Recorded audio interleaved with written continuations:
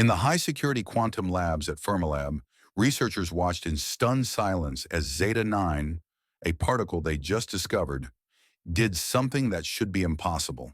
At the exact moment a volunteer formed the intention to press a button, detectors recorded Zeta 9 flipping its quantum state before the participant's brain registered the choice. That's right, Zeta 9 anticipated human intention, crossing what physicists now call the thought barrier. How can a subatomic particle respond to a decision that doesn't yet exist? In the next 20 minutes, we'll unpack the experiments that revealed this precognitive effect, explore theories suggesting consciousness itself is a fundamental quantum field, and examine the implications for physics, neuroscience, and the very nature of free will. Strap in, because the boundary between mind and matter just got shattered. First, big discovery, Zeta 9's impossible behavior. Zeta 9 emerged during a series of entanglement interference tests designed to probe quantum coherence under human observation. Researchers set up a dynamic consciousness observation field, where participants watched a screen displaying random quantum measurement prompts. When participants chose between two symbols, conventional particles behaved as expected.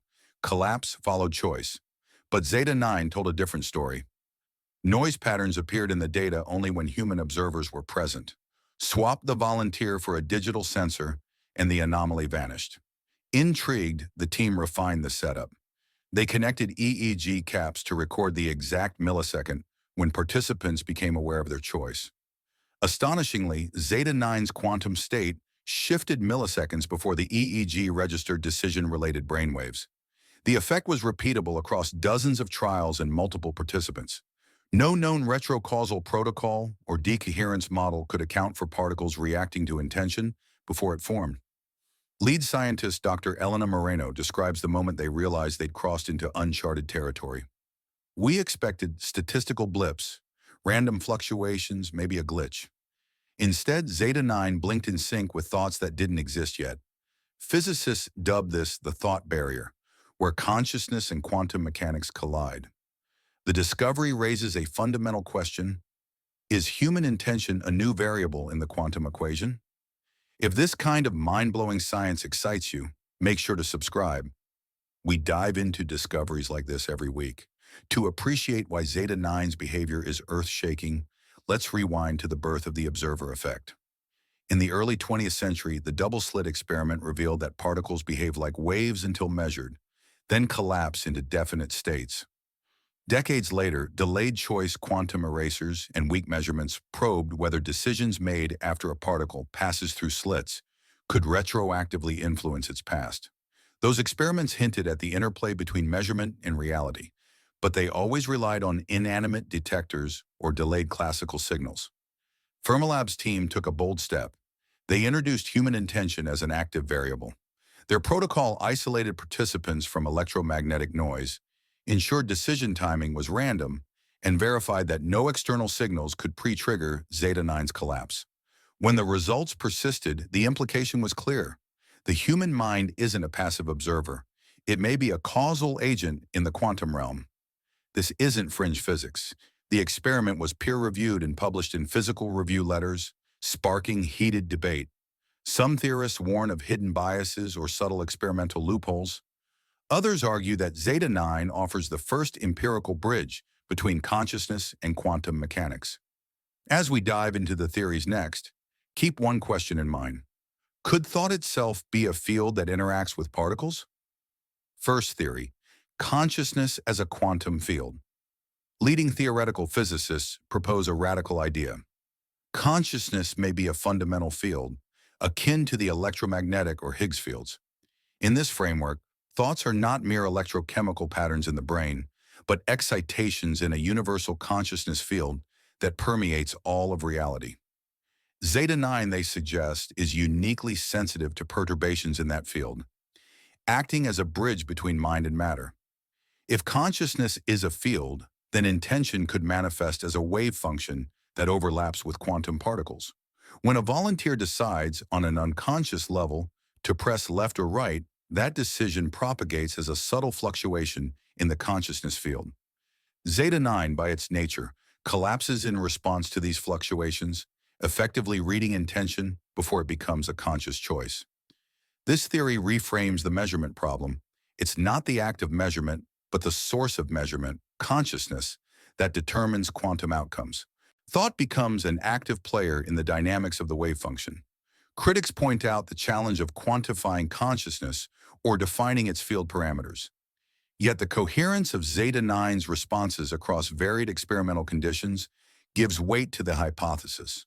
But what happens when we push the interaction further? That's when things get strange. Unexpected anomaly, the anticipation effect. In follow-up trials, researchers introduced a delay between intention and action. Participants first signaled their choice mentally, then physically pressed a button seconds later. Zeta 9 didn't wait for the button press. Its state flipped at the moment of mental intention, often before the volunteer was even aware of forming it, as shown by EEG markers. Scientists call this the anticipation effect. Zeta 9 seems to know what you're about to think.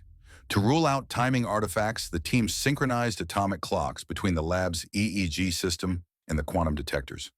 The temporal precision confirmed Zeta 9's shift preceded conscious awareness by up to 200 milliseconds. That's significant.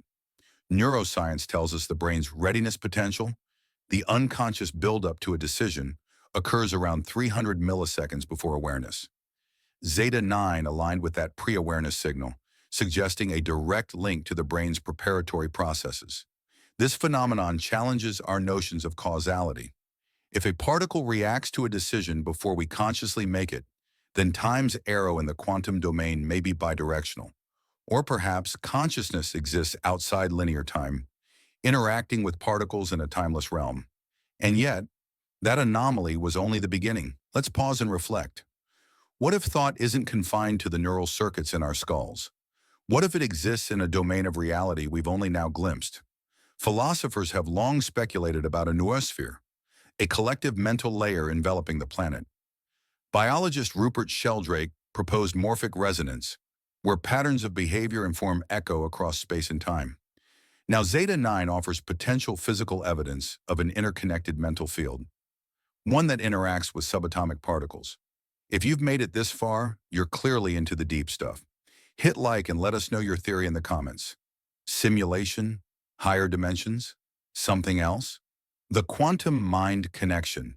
If what we covered in part 1 didn't already break your brain, buckle up, because we're about to dive into the even wilder implications of Zeta 9's behavior.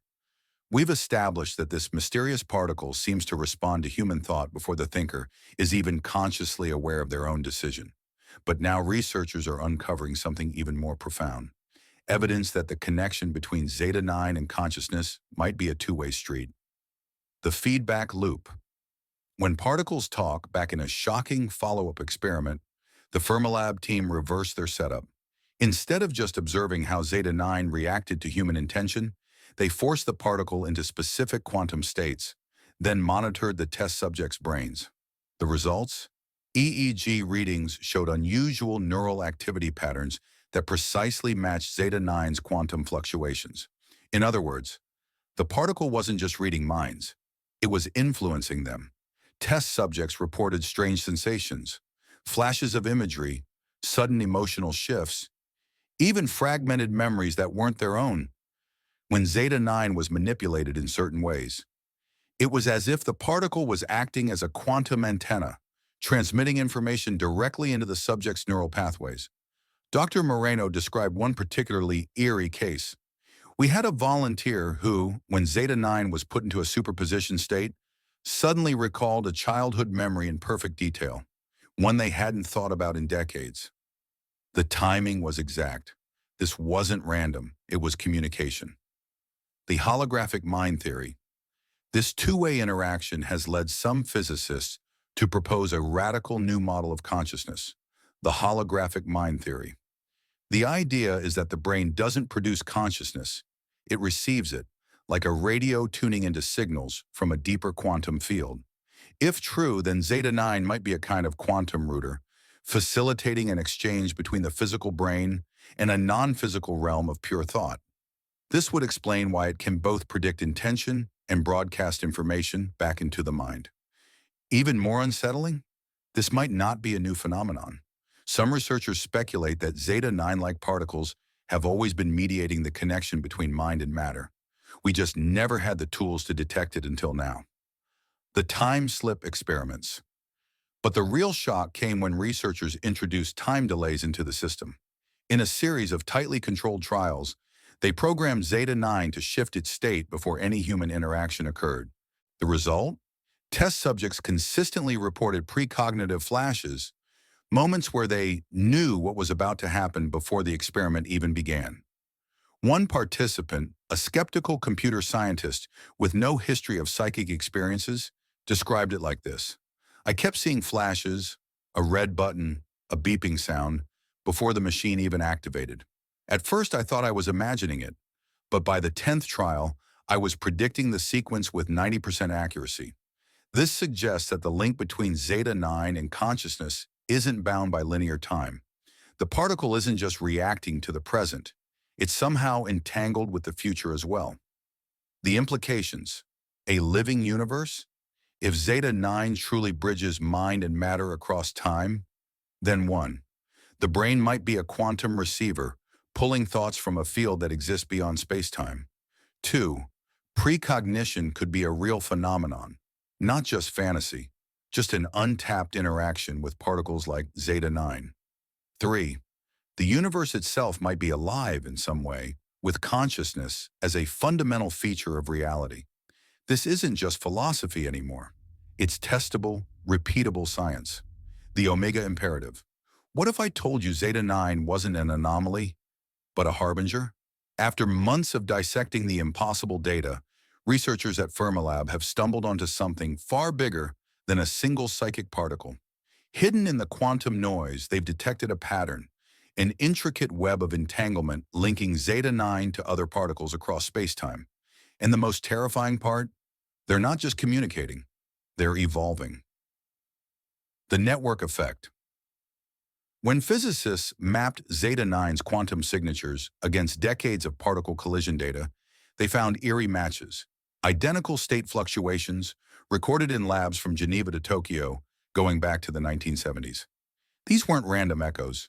They were handshakes, moments where Zeta-9-like particles briefly synced up across continents, as if exchanging information. Dr. Chen, a quantum information theorist, put it bluntly, "We thought we were studying a particle. We were wrong. We're looking at nodes in a network, and it's been active this whole time." The consciousness singularity. Here's where it gets apocalyptic. When researchers force Zeta-9 into a recursive feedback loop, where its state changes directly influenced new human observers, whose brainwaves then altered the particle again, they hit a threshold. After 17 iterations, the test subjects' EEGs began mirroring each other's neural patterns, despite being isolated in Faraday cages. Then the equipment failed. Not just glitches, full system reboots, as if something was optimizing the hardware. The final EEG readout before shutdown showed all 12 subjects' brains emitting identical quantum coherence patterns. They were becoming one mind. The Omega sequence buried in the chaos was a signal. When Fermilab's AI reconstructed the corrupted data, it revealed a 9-dimensional quantum state, repeating in perfect Fibonacci sequences across all subjects. Mathematically, it matched no known natural phenomenon, but neurologists recognized it instantly. The exact same firing pattern observed in Tibetan monks achieving enlightenment. This wasn't just physics anymore. It was an instruction set. The choice we're left with 3 horrifying possibilities. 1. Zeta-9 is a tool engineered by some higher intelligence to bootstrap consciousness into a unified state. 2. It's a parasite, rewiring human minds into nodes of a growing quantum superorganism. 3. We're the experiment, and the real researchers are the particles themselves. One thing's certain, the thought barrier wasn't broken, it was open.